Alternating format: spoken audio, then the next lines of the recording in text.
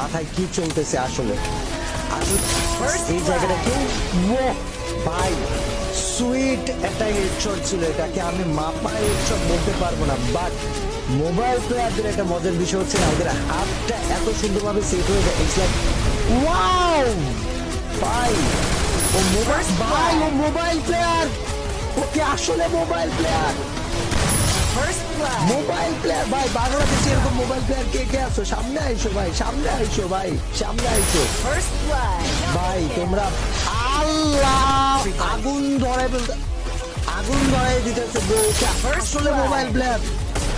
ও মাই god, dam ভাই, dam dam, আমি